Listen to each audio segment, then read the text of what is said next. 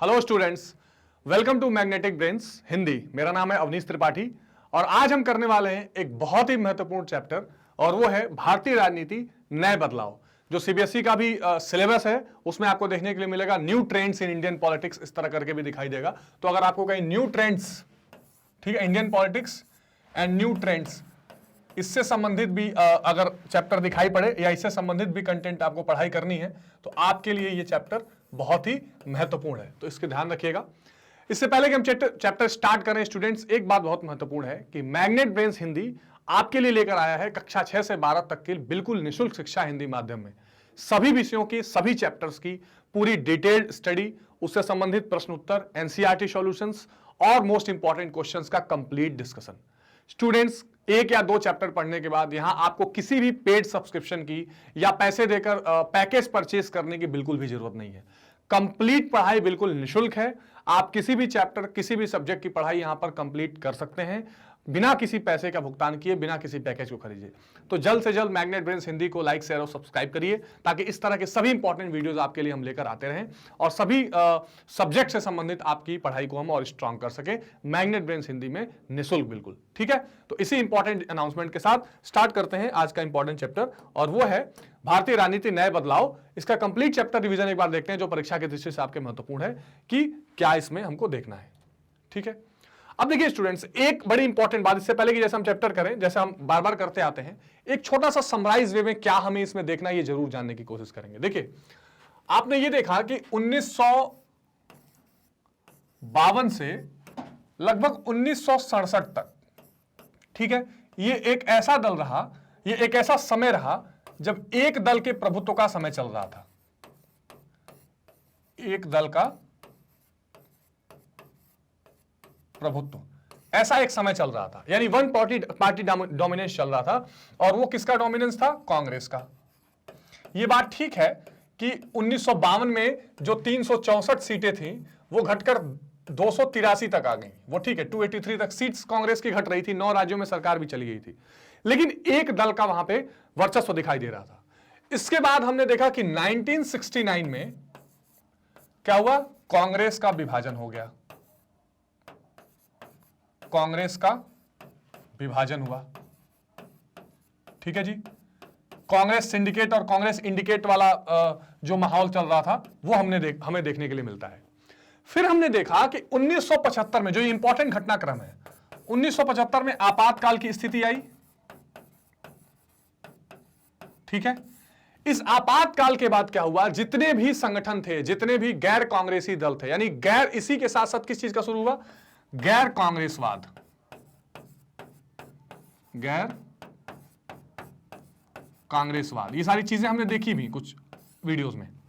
गैर कांग्रेसवाद के बाद 1977 का जब चुनाव हुआ, यानी गैर कांग्रेसवाद के जमाने में, तब यहां पर एक पार्टी बनकर उभरी, एक शक्ति बनकर उभरी, जनता पार्टी, ठीक है।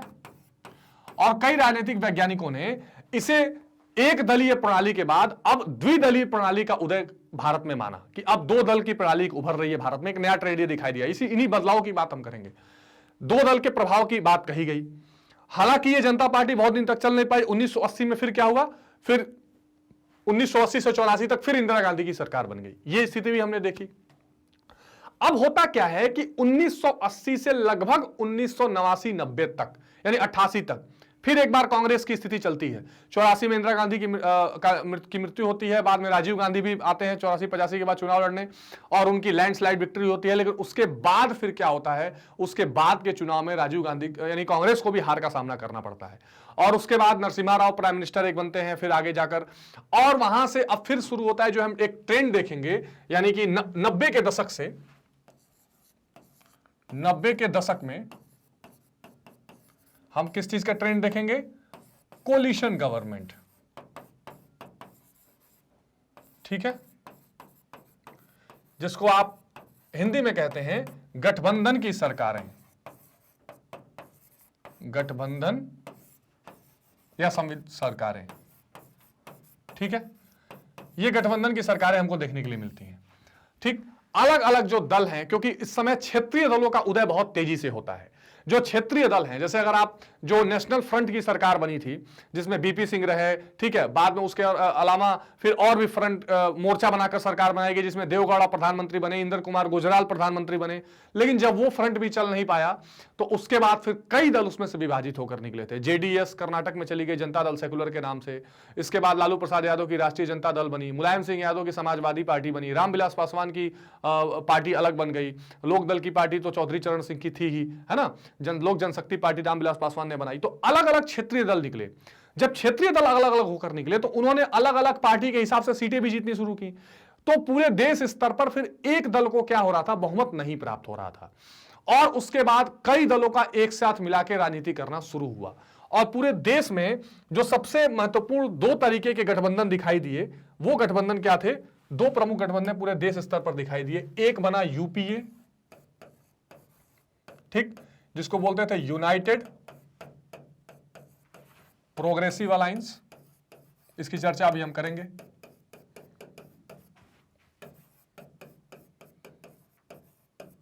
ठीक है, इसको हिंदी में कहते हैं संयुक्त प्रगतिशील गठबंधन। प्रगतिशील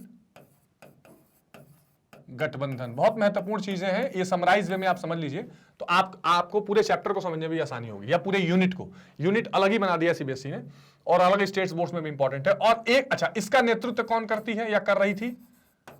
कांग्रेस। और विशेष करके 2004 और 2009 की जो सरकारें बनी वो इसमें दिखाई देती हैं, ठीक है ना। और 2009 की गवर्नमेंट जिसको लीड किया था मनमोहन सिंह ने, प्रधानमंत्री थे, ठीक। अच्छा, एक दूसरा देशव्यापी गठबंधन जो बनाया गया वो है एनडीए, जिसको बोलते हैं नेशनल डेमोक्रेटिक अलायंस, ठीक है, जिसको कहा गया राष्ट्रीय प्रजातांत्रिक गठबंधन, ठीक है, यह महत्वपूर्ण है, एनडीए और यूपीए। और इसका नेतृत्व कौन कर रही है, या अभी भी बीजेपी, ठीक है, भारतीय जनता पार्टी। इसमें जो प्रधानमंत्री रहे वो पहले रहे अटल बिहारी वाजपेयी, यानी इस गठबंधन के अटल बिहारी वाजपेयी, और फिर हुए नरेंद्र मोदी, ठीक है। ध्यान से समझिए, पूरे देश स्तर पर ये दो महत्वपूर्ण क्या हुए गठबंधन हमें देखने के लिए मिले थे। तो एक तो इनकी चर्चा हम करेंगे जो बहुत महत्वपूर्ण है। इस यूनाइटेड प्रोग्रेसिव अलायंस जो गठबंधन है, इसका नेतृत्व तो कांग्रेस कर रही थी। इसमें जो प्रधानमंत्री बने 2 बार मनमोहन सिंह बने। और नेशनल डेमोक्रेटिक अलायंस एनडीए जो है ये अभी भी प्रासंगिक है। यूपीए भी अपना गठबंधन बनाती है लेकिन सरकार नहीं है, वो राष्ट्रीय प्रजातांत्रिक गठबंधन है। और ये एनडीए की गठबंधन कई सरकारों, कई राज्यों में भी काम करती है। तो इसके प्रधानमंत्री इसमें पहले अटल बिहारी वाजपेयी बने, फिर नरेंद्र मोदी बने, ठीक है। ये महत्वपूर्ण आपको बात ध्यान रखनी है। इसके अलावा जो इस चैप्टर में हमको एक चर्चा महत्वपूर्ण करनी है वो है पिछड़े वर्ग का उदय। इस पर थोड़ी चर्चा हम पहले भी कर चुके हैं। पिछड़े वर्ग का खास करके राजनैतिक उदय, यानी राजनैतिक उदय, यानी राजनीतिक में इनकी प्रासंगिकता बढ़ती है। इसका सामाजिक उदय भी हम देखेंगे, ठीक है। और जब मैंने आपको लोकतांत्रिक पुनरुत्थान के बारे में बताया था, डेमोक्रेटिक रिसर्जेंस, तो उसमें 2-3 भाग बताए थे। एक 1950 से 1970 के आसपास, 70 से 90 के आसपास, 90 के बाद का। तो खास करके 70 से 90 के आसपास जब जयप्रकाश नारायण का आंदोलन चल रहा था, जब लोहिया जी की लोकतांत्रिक समाजवाद की बात चल रही थी, दीनदयाल उपाध्याय जी की एकात्म मानववाद चल रहा था, उसी समय ये जो पिछड़ा वर्ग है इसकी वकालत ये सभी बड़े बड़े जो समाजशास्त्री थे ये कर रहे थे। और इसी से संबंधित एक महत्वपूर्ण चीज की चर्चा करेंगे जिस आयोग ने इस आरक्षण की बात की थी, पिछड़ा वर्ग के, मंडल आयोग, ठीक है। तो मंडल आयोग जो था, ये मंडल व्यक्ति का नाम है जिनकी अध्यक्षता में एक आयोग बनाया गया, बिहार से संबंधित है ये। और उन्होंने ये माना कि जो पिछड़ा वर्ग है उसको 27% आरक्षण कम से कम मिलना चाहिए। और भारत की राजनीति में जो न्यू ट्रेंड्स थे, फिर राजनीति ऐसा भी देखा गया कि कमंडल वर्सेस मंडल, ये राजनीति का भी उदय देश में देखा गया। मंडल की राजनीति, ठीक है। तो ये बड़ा महत्वपूर्ण कुछ हमारे पार्ट्स हैं जिन चीजों पर हमें चर्चा करनी है, जिन चीजों को इस चैप्टर में ध्यान रखना है। ये जो गठबंधन बनाए गए, इसके अलावा जो गैर कांग्रेसवाद का थोड़ा उदय देखा गया, ये सारी चीजें हमको इस चैप्टर में पढ़नी है, जिसको ध्यान में रखते हुए हमको इस चैप्टर करना है। सीबीएसई ने कई टॉपिक्स को जोड़कर ये चैप्टर बनाया है और सभी स्टेट बोर्ड्स के लिए भी ये उतना ही महत्वपूर्ण है। तो अब जनता दल का अभ्युदय थोड़ा देखते हैं। तो ये जनता दल का जो अभ्युदय था ना, ये भी एक राजनीति में न्यू ट्रेंड था, ठीक है, जो हमारे सिलेबस का हिस्सा है। ये एक न्यू ट्रेंड देखा गया था, इससे पहले ये ट्रेंड पाया नहीं गया। तो जनता दल के अभ्युदय के बारे में हमने डिटेल चर्चा कई और वीडियोस में की है कि 1977 से इसका अभ्युदय माना जाता है, जब इंदिरा गांधी ने आपातकाल लगाया और उस आपातकाल के विरोध में सारे संगठन जैसे जनता पार्टी जो है, स्वतंत्र पार्टी, इस तरह की कई पार्टियां मिलकर और इन्होंने क्या किया, एक साथ एक गठबंधन बनाया। बाबू जगजीवन राम जो अलग से निकल कर आ गए थे, इन सब ने मिलकर क्या बनाया, कांग्रेस के कुछ नेता जो छोड़ चुके थे, सबने मिलकर जनता पार्टी बनाई। इसके अध्यक्ष कौन बनाए थे, कई बार इसका हम चर्चा कर चुके हैं, मोरारजी देसाई, जो बाद में प्रधानमंत्री भी बने जनता पार्टी के, मोरारजी देसाई। और मोरारजी देसाई जो थे अध्यक्ष थे, और चौधरी चरण सिंह, ये भी महत्वपूर्ण नाम है, आप हमेशा ध्यान रखेंगे, किसान नेता इनको कहा जाता है, चौधरी चरण सिंह, ये बनाए गए उसके उपाध्यक्ष। सन 1977 में जयप्रकाश नारायण के प्रयास से जनता दल का गठन हुआ, क्योंकि ये नेता थे जो खुद राजनीति में मतलब भाग नहीं ले रहे थे, लेकिन उन्होंने नेतृत्व दिया, इन्होंने ये एक मार्गदर्शन दिया, उन्होंने कहा कि भाई नेता, हमें एक दल बनाना पड़ेगा जो कांग्रेस के खिलाफ लड़ाई लड़े। 1977 के चुनाव में इसे आशातीत सफलता मिली। इसी वर्ष 9 राज्यों में जहां कांग्रेस की सरकार थी, राष्ट्रपति शासन लगा दिया गया, यानी कि कांग्रेस को क्या हुआ, वहां पर क्लियर मेजॉरिटी नहीं मिल रही और जनता दल का प्रभाव देखने के लिए मिल रहा था। 1989 में सत्ता में आया, जब बोफोर्स प्रकरण के चलते चुनाव में कांग्रेस की हार हुई। अब देखो, एक पहला फोर्स हुआ कि 77 में आया, 77 के बाद 80 आते आते सरकार गिर गई, ठीक, लेकिन उसके बाद से फिर इस दल, माने एक तरह का ये जो दल उभर कर सामने आया, वो 1989 में सत्ता में आई, जब बोफोर्स प्रकरण के चलते चुनाव में कांग्रेस की हार हुई थी। देखिए 85 के आसपास जब राजीव गांधी ने चुनाव लड़ा, तो राजीव गांधी बहुत लैंडस्लाइड विक्ट्री से जीत कर आए थे, 400 से ऊपर सीटें मिली थी। उसी समय एक बोफोर्स तोप है जो कारगिल के युद्ध में बहुत काम आई थी, वो तोप कह लीजिए या उसको आर्टिलरी, मतलब बहुत महत्वपूर्ण है वो बोफोर्स बहुत निशाने पर वार करती है। वो बोफोर्स खरीदी गई, राजीव गांधी ने खरीदी, और आरोप लगाया गया कि बोफोर्स में धांधली हुई है या भ्रष्टाचार हुआ है।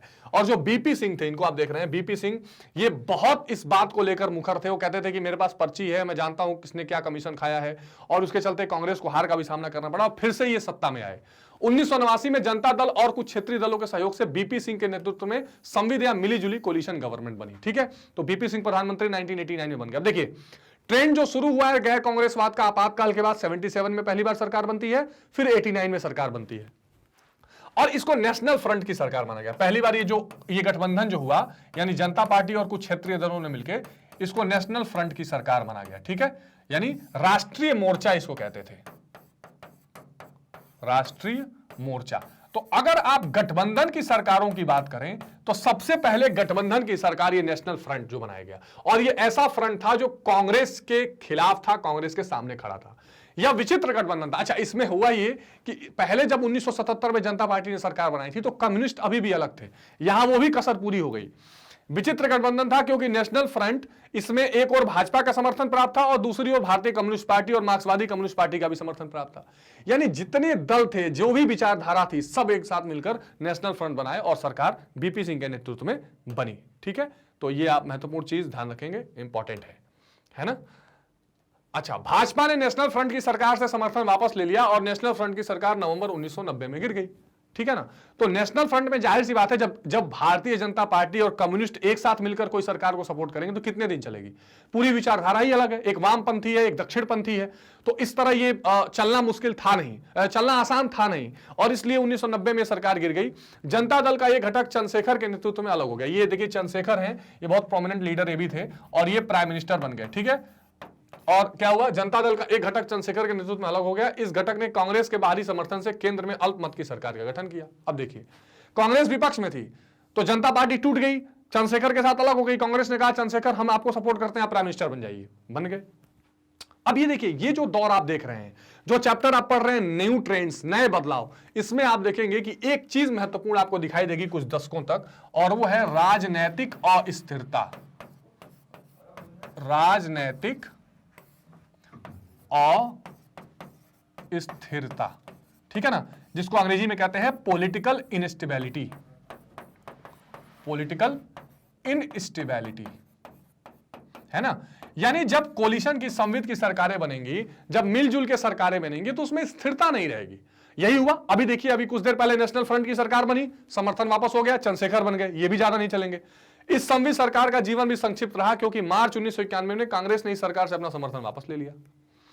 और 1900, अच्छा, तो अब हुआ क्या कि मार्च 1991 ने जो कांग्रेस ने चंद्रशेखर को सपोर्ट दे रखा था, वो खींच लिया। अब चंद्रशेखर की सरकार बिगड़ गई। अब चुनाव होना था, ठीक है। इसी चुनाव प्रचार के दौरान फिर राजीव गांधी की हत्या भी हो गई थी। ये भी एक महत्वपूर्ण घटना घटी, और बाद में पीवी नरसिम्हा राव प्रधानमंत्री बने थे देश में, है ना।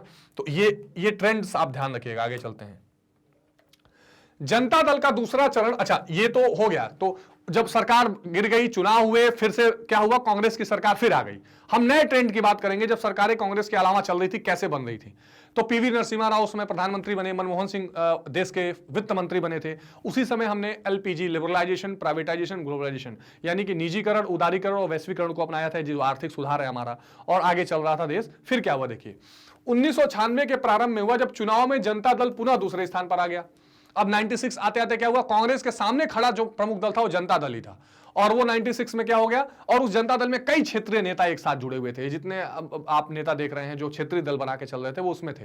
हाँ, भारतीय जनता पार्टी अलग थी, लेकिन अभी भी अब थोड़ा थोड़ा मामला त्रिकोणीय हो रहा था, लेकिन जनता दल दूसरे स्थान पर आई थी, कांग्रेस जो है। तो इसने यूनाइटेड फ्रंट की सरकार का नेतृत्व किया। तो कांग्रेस को सीटें तो ज्यादा थी, लेकिन वो सरकार बनाने का वो नहीं था। तो अब नेशनल फ्रंट के बाद क्या हुआ, यूनाइटेड फ्रंट बना, संयुक्त मोर्चा जिसको कहते हैं, यूनाइटेड फ्रंट, संयुक्त मोर्चा। क्या हुआ इसमें, इस फ्रंट का समर्थन कांग्रेस द्वारा बाहर से किया गया। कांग्रेस ने कहा कि हम आपकी सरकार में शामिल नहीं होंगे, हम बाहर से सपोर्ट करेंगे और आप सरकार चलाइए। एचडी देवगौड़ा क्या बने, देश के प्रधानमंत्री बने। ये है एचडी देवगौड़ा, ठीक है, Deve Gowda. He belongs to Karnataka, ये कर्नाटक के हैं। इनकी एक पार्टी है जनता दल सेक्युलर, ठीक है, जेडीएस। इनके पुत्र हैं कुमार स्वामी, जो मुख्यमंत्री भी थे कर्नाटक के। परंतु इस सरकार का 1 साल के भीतर ही पतन हो गया, क्योंकि कांग्रेस ने इससे समर्थन वापस ले लिया। एक नई यूनाइटेड फ्रंट सरकार इंद्र कुमार गुजराल के नेतृत्व में बनी। अब देखिए, ये जो 96 वाला मामला हुआ था ना, इसमें बीजेपी को भी काफी सीटें मिली थी, और सरकार बनाने का न्योता भी था। और बीजेपी क्या हुई, फिर सरकार उन्होंने अपना बहुमत भी साबित नहीं कर पाए, वो कुछ मतों से हार गए। तो एचडी देवगौड़ा की सरकार बनी थी, और कांग्रेस थोड़ा बीजेपी से कम सीटें थी, लेकिन उस समय कांग्रेस ने एचडी देवगौड़ा को प्रधानमंत्री बनाया कि भारतीय जनता पार्टी की सरकार न बने। ऐसा उस समय की राजनीति। तो अब आप देख रहे हैं कि जो बड़े दल हैं, वो भी उनके साथ भी बार्गेनिंग करने की स्थिति में आ गए थे। छोटे दल उनको अपने पीछे खड़ा करने के दल में आ गए। तो छोटे दलों का, क्षेत्रीय दलों का वर्चस्व बढ़ रहा था। यही न्यू ट्रेंड्स हैं जो आपको इसमें पढ़ के चलना है, ठीक है। अब ये जब एचडी देवगौड़ा की सरकार गिन गई, तो दूसरी सरकार बनी, और इंदर कुमार गुजराल, आईके गुजराल जिसको कहा जाता है, ये भी बड़े महत्वपूर्ण प्रधानमंत्री थे। कम समय के लिए प्रधानमंत्री थे, लेकिन इनकी कुछ डॉक्ट्रिन्स, इनके कुछ सिद्धांत है जो काम आते हैं। आसपास के पड़ोसी देशों से संबंध कैसे देश का सही रह सकता है, इसके लिए एक बड़ा फेमस इन्होंने गुजराल डॉक्ट्रिन दिया था। गुजराल सिद्धांत कह लीजिए हिंदी में, ठीक है ना, इंग्लिश में कहते हैं गुजराल डॉक्ट्रिन।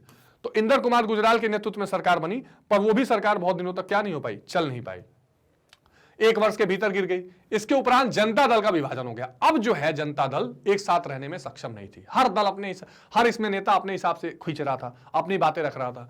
तो फिर बिहार, इसका कई क्षेत्रीय समूह बन गए। बिहार में लालू प्रसाद यादव के नेतृत्व में क्या बन गई, राष्ट्रीय जनता दल, जिसका चुनाव चिन्ह आपने देखा होगा लालटेन, ठीक है ना, लैंटन जिसको कहते हैं। उसके बाद उत्तर प्रदेश से हमें समाजवादी पार्टी मुलायम सिंह ने बना ली। उड़ीसा में नवीन पटनायक के नेतृत्व में बीजू जनता दल बना, बीजेडी जिसको कहते हैं, ठीक है। तो उस समय नवीन पटनायक थे। आगे चलकर जनता दल का एक और विभाजन हुआ, और जनता दल सेकुलर और जनता दल यूनाइटेड हो गया।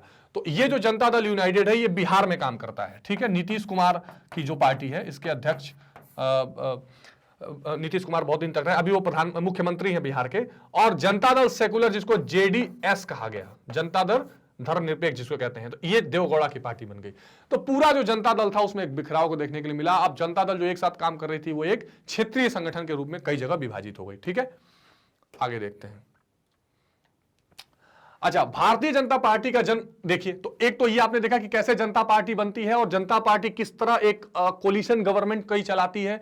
उसके बाद उसमें से कई धड़े अलग होते हैं और अलग होने के बाद जनता दल का भी अपना विभाजन हो जाता है और जनता दल सेकुलर और जनता दल यूनाइटेड के रूप में चेंज हो जाती है पार्टी। अब नए ट्रेंड की जब आप बात करेंगे, गैर कांग्रेसवाद की जब बात करेंगे, तो आपको भारतीय जनता पार्टी के भी उदय के बारे में क्या करना पड़ेगा, देखना पड़ेगा, समझना पड़ेगा। 1980 तक क्या थी, ये जनसंघ के रूप में थी और ये 1977 से 1980 तक जो सरकार चली थी जनता पार्टी की, उसमें शामिल थी।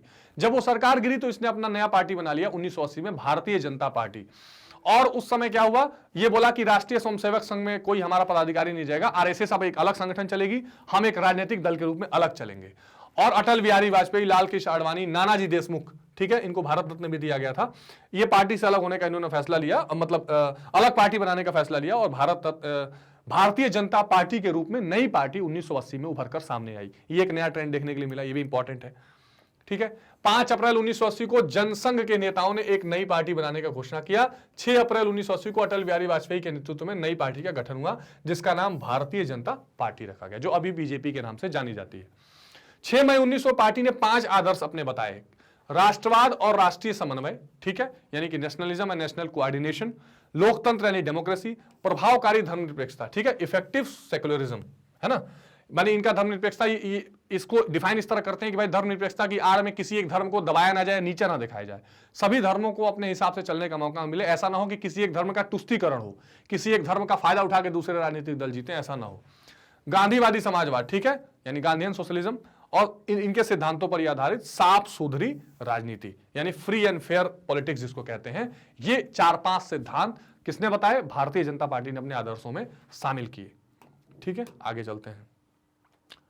84 के चुनाव में पार्टी को मात्र 2 सीटें मिली, लेकिन 88 के चुनाव में इन्होंने जनता दल से तालमेल करते हुए 88 स्थान प्राप्त कर लिए। यहां से ये पड़ता है। तो 84 के जो चुनाव हुए थे, जब राजीव गांधी चुनाव लड़ रहे थे, उस समय जब राजीव गांधी को 400 से ऊपर सीटें ऐसी मिली थी, तो केवल 2 सीटें मिली थी। लेकिन 88 का जब बोफोर्स के बाद जब मामला आया था बीपी सिंह वाला, तो इनको 88 सीटें मिल गई थी, ठीक है।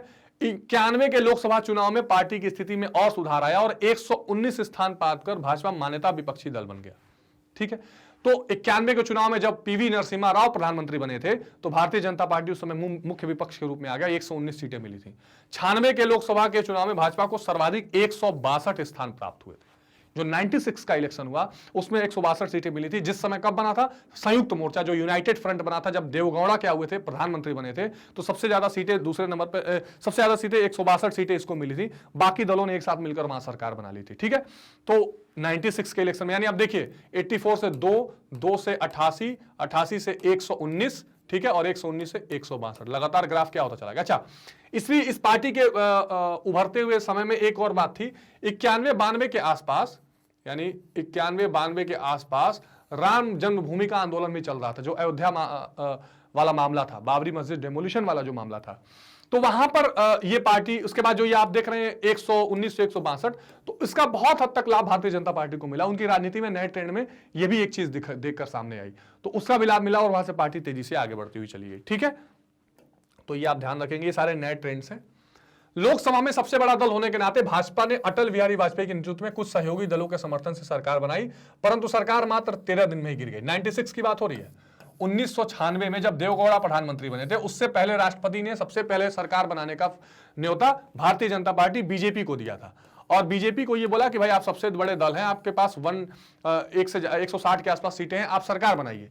लेकिन सरकार बनाई, उन्होंने इस बहुमत साबित करने के लिए 13 दिन का समय मांगा, पर वो बहुमत साबित कर नहीं पाए और सरकार गिर गई, देवगौड़ा प्रधानमंत्री बन गए, ठीक है। 98 के चुनाव में भाजपा अपने सहयोगी दलों के साथ सबसे बड़े दल के रूप में उभरी और अटल बिहारी वाजपेयी के नेतृत्व में सत्तारूढ़ हुई।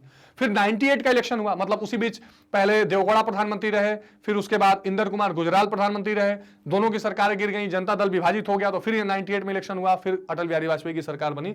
लेकिन ये भी 13 महीने तक चली थी, वो 13 दिन तक थी, ये 13 महीने तक चली थी, फिर वो सरकार एक बार गिरी थी, ठीक है। अच्छा, गिरने के बाद 99 के चुनाव में इसने क्या बनाया, नेशनल डेमोक्रेटिक अलायंस बनाया। अब देखिए फिर 99 में जो इलेक्शन हुआ, इसमें पहली बार नेशनल डेमोक्रेटिक अलायंस एनडीए बनाया गया और ये एक तरह से फिर से सत्तारूढ़ हुआ, फिर उसको सरकार मिली। 1999 के चुनाव में भाजपा को 182 सीटें प्राप्त हुई थी, 2004 के चुनाव में इसे 138 सीटें प्राप्त हुई। तो अगर आप ये ध्यान रखेंगे तो 84 का इलेक्शन, ठीक है, 88, 1991, 1996, 1998, 1999।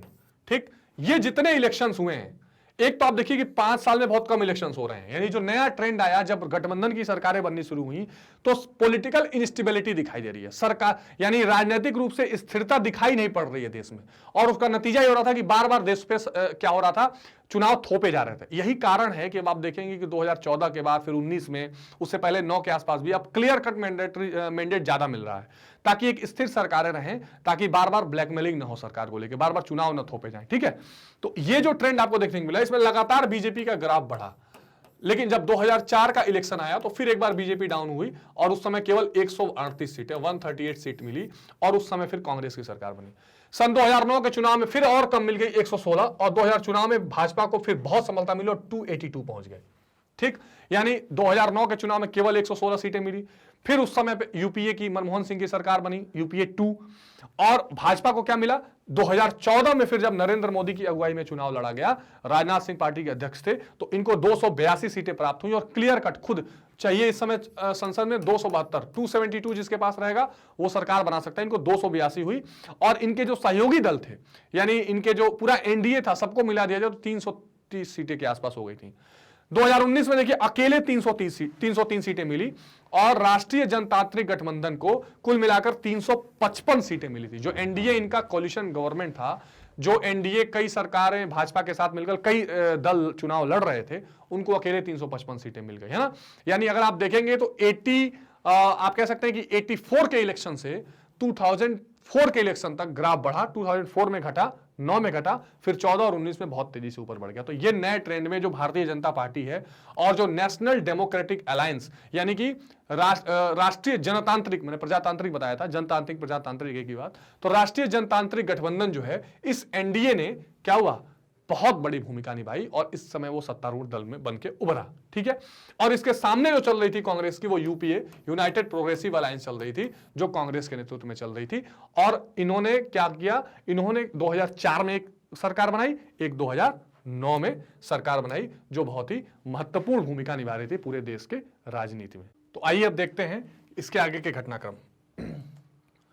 अब देखिए, भारतीय राजनीति के स्वरूप में सन 1980 के बाद से व्यापक परिवर्तन आया। मैंने बताया कि जब 1980 में भारतीय जनता पार्टी आई और 1977 के आसपास जब जनता पार्टी आई थी, तो ऐसा लगा था कि जो 2 पार्टी सिस्टम है, यानी 2 पार्टी सिस्टम की कुछ शुरुआत सी हुई है, लेकिन वो फिर से चल नहीं पाई, बिखर पाई। तो 1980 के बाद जब भारतीय जनता पार्टी आई तो फिर कई सारे दल दिखाई दिए। 1990 के दशक में क्षेत्रीय दल बहुतायत से दिखाई देते हैं। हमने देखा कि खास करके 1998 के आसपास जब जनता पार्टी का विभाजन हुआ, 96 के बाद जो यूनाइटेड फ्रंट बना था, उसके फेल होने के बाद, तब बहुत सारे क्षेत्रीय दल, यानी कि जो क्षेत्रीय पार्टियां हैं, रीजनल पार्टीज जो हैं, यानी कि राष्ट्रीय जनता दल, समाजवादी पार्टी, जनता दल सेक्युलर, ये सारी चीजें दिखाई दी।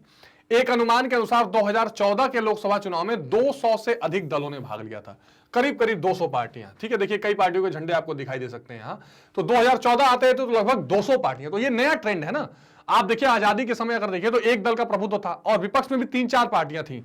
आपको देखेंगे स्वतंत्र पार्टी दिखाई दे रही थी, कम्युनिस्ट पार्टी दिखाई दे रही थी, जनसंघ दिखाई दे रही थी, यही 2-3 पार्टियां थी।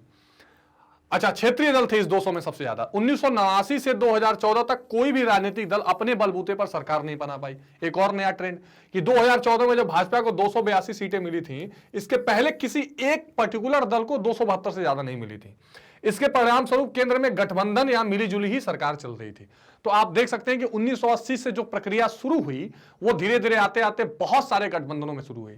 2004 की अगर आप मनमोहन सिंह की सरकार देखें तो उसमें बहुत सारे गठबंधनों का रोल था, बहुत सारे दलों का रोल था। जब प्रधानमंत्री अटल बिहारी वाजपेयी बने 99 में, उस समय भी एनडीए के बाद भी जयललिता की पार्टी का समर्थन लेने की जरूरत पड़ी थी। उसके पहले जो 13 महीने की सरकार थी उसमें की मैं बात कर रहा हूं, और जयललिता ने सपोर्ट वापस ले लिया, सरकार गिर गई थी। बाद में एनडीए में भी कई दलों की सरकार मिला जुला के चलने का अनुभव अटल बिहारी वाजपेयी को। फिर मनमोहन सिंह को भी यही स्थिति हुई, कई दलों के साथ नेतृत्व लेना पड़ा। ऐसा कई बार लगा कि उनकी सरकार गिर सकती है, अल्पमत में आ सकती है। उन्होंने परमाणु समझौता अमेरिका के साथ वो कर रहे थे, तो ऐसी कंडीशन देखने के लिए मिली थी।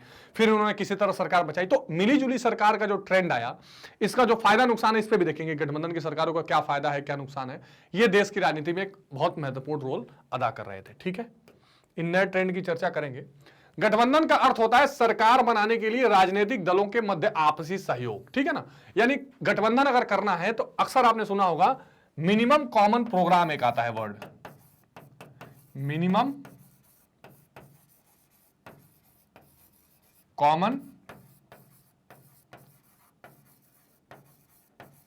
प्रोग्राम, ठीक है। हिंदी में अक्सर इसको कहते हैं न्यूनतम